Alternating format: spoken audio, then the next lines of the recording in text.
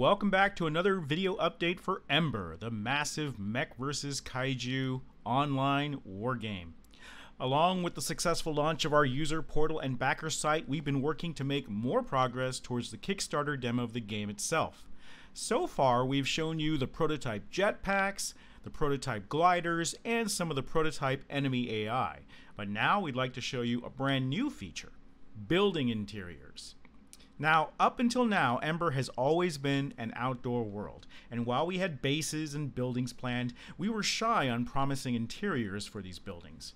Our spiritual successor, Firefall, featured extensive use of interiors, but these were time-consuming and difficult to build at the time. But we recognized fans wanted these types of experiences in Ember, so we decided to give it a try. While we don't like to overpromise, we do like to deliver. So we needed to do some basic tests before we felt we could deliver building interiors as a feature for the game. Using a modular system downloaded from the Unreal Marketplace, we were able to put together this simple art test in just a couple of days.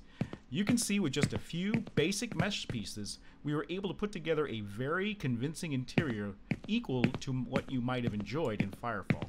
Now, the modules you see here were constructed with an industry technique called trim sheets and tileable textures, which allow for a lot of detail to be placed quickly around a level. Tiled PBR materials and trim sheets let us create module pieces like these very quickly. And while this set was created and licensed from another artist, it only took that artist about 2 days to construct all the pieces you see here. Now, we've studied the techniques and are confident we can employ this in Ember and with the Ember art style. This style is a little bit too busy for Ember, so we'll be cleaning it up and concentrating on form and knocking back some of the details so that we can deliver better performance and a unique Ember look. But we thought you'd like to see this little sneak peek of interiors, and yes, they are saluting. Omni-Ace backers do get NPCs saluting you in the world. Perks do have their privileges. So we're happy to announce that you can expect that all base buildings in Ember to have interiors for launch, and we hope we can do more interiors after launch as well. Another thing we've been working on is improving our shaders for our human characters. You can see here that we've improved the female quite a bit, as well as the male. We'll continue to make improvements leading up to our playable mockup. More on the art front, we have made more progress on the Tsi-Hu Humanoid. He has been fully unwrapped and baked, ready for texturing. You can compare the high polygon and in-game versions here. You can hardly tell them apart, and that's a good thing. We can't wait to get him textured and into the game. A big task that lies ahead are all the animations we need to create for our characters. And we have a lot of characters. Omniframe, human male and female, Tsi-Hu Humanoid, Tsi-Hu in beast form, the Thumper, and kaiju. Right now we've been recycling animations from Unreal, but it doesn't provide the best results. We tried hand animation, but the detail and combat we wanted meant that a single character could take up to 3 months to make from scratch. So we went back to the drawing board and came up with a hybrid solution featuring motion capture and some hand animation on top. After doing a lot of research, we've selected Perception Neuron as our mocap suit and will be placing an order soon. We've tested it with some basic sample data and our human female character. This will save us months of animation time. Another step in saving animation time is licensing the IKinema IK system for characters. IKinema allows us to save animation time by procedurally generating many of the moves like aiming, standing on steps, or even being uneven on slopes, especially for multi-legged creatures like the kaiju, and targeted melee attacks. We're happy to partner with IKinema on their easy-use technology and look forward to reaping its benefits. Finally, for those of you who haven't tried it yet, we've deployed our new Ember backer site at my.ember.com. Our new custom website allows backers to review and keep track of their perks and rewards. You can see I've got a sample scout package here on my account. And for M3 backers, that's Milestone 3 backers from Indiegogo, we've also added the ability to upgrade your pledge. Upgrading your pledge comes with a free bike, a new Python bike skin unique to M3 backers who already have a two-seater bike. This is a single-seater bike that's inspired by Firefall's Cobra bike. It's our own design, but it's got the same red paint scheme and some of the same proportions of the rear wheel to the front wheel. Now, you can even purchase the bike skin separately. If you choose to remain at your current backer level, you can come over here to the M3 campaign and actually purchase that separately here. Now, this is a limited time offer.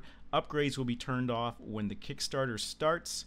So if you'd like to upgrade, now is the only time to do it, because at the end of the year we hope to launch the Kickstarter, and you can check out the link to the Ember site in the description below for my.em8er.com.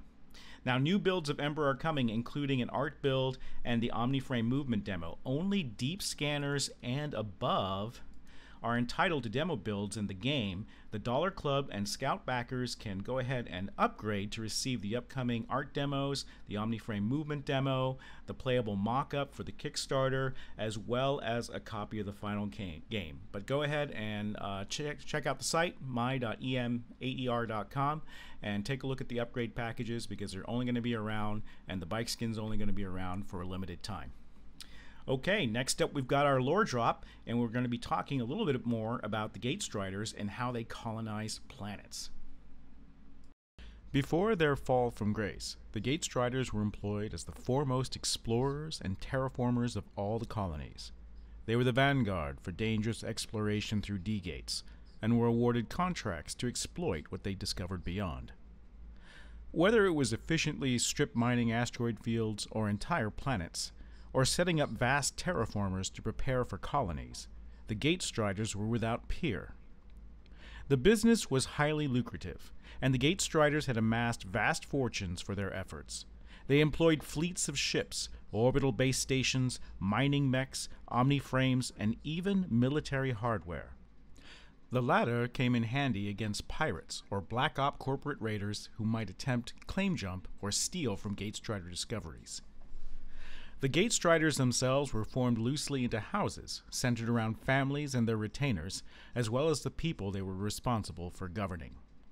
Everyone in a Gatestrider house was expected to pull their weight and contribute to the business of exploring space and capitalizing upon their discoveries. Houses were essentially extended families, a modern notion of a tribe that blended aspects of military, corporate, and even feudal aspects. Gatestriders, however, rejected the notion of nobility or dynastic tendencies. Leadership was by meritocracy, and new leaders were often brought in from outside bloodlines and integrated into family structure by name, either through marriage or adoption of both adults and gifted children. When Gatestriders arrived at Ember, they came in large orbital arcs that housed families, staff, and all the equipment necessary for mining, construction, and terraforming. What could not be transported would be built on site, using advanced construction machines that would take in the raw resources and output anything from omniframes, weapons, and even ships, bases, or food. Resources would either be mined from the planet below or from nearby moons and asteroid belts, and used to construct any additional equipment necessary. The Gatestrider arcs from each house would be placed into orbit around the planet and docked together to form a massive city platform. Sorties of Reaper teams would be dropped from orbit to the surface below for scouting, mining, construction, or, if necessary, military actions. To warm the surface of Ember, Gatestriders constructed vast orbital mirror arrays that would focus the light from the system's star onto pockets of terrain below. These mirrors would gradually warm kilometers of terrain at a time, starting with the most suitable areas for habitation or mining. As the surface warmed, atmospheric processors would be constructed from raw materials mined from the system. These giant floating gas refineries would begin the work of transforming the chemical makeup of the atmosphere, making it breathable and within human tolerances.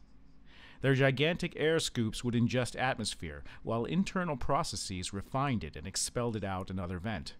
These floating factories would patrol the warmed surface area, carving out a pocket of habitable space for crews to work. Once a pocket was sufficiently habitable, work crews and Reaper teams would descend and put in the long hours mining, constructing bases, and deploying even more terraforming equipment to further transform the planet. These facilities would be used to bootstrap the pockets into suitable biomes in order to self-sustain the new atmosphere and begin creating a planetary ecosystem. The process is extremely rapid on a cosmological scale, taking a century or so to fully transform planets, so long as they were close enough to human parameters to begin with. Planets that were unsuitable for terraforming would only be transformed to a degree comfortable enough to carry out large-scale mining operations at the richest sites. Ember was both rich in resources and close enough to human parameters to make it worthwhile to both terraform and mine, and the presence of alien artifacts made it so valuable that the Gatestriders worked very hard to keep its discovery a secret while they attempted to forge a new homeworld for themselves. And that wraps up another video update for Ember. Thanks for tuning in, and remember to like and subscribe and share this video to spread the word of Ember. Thanks, and see you next time.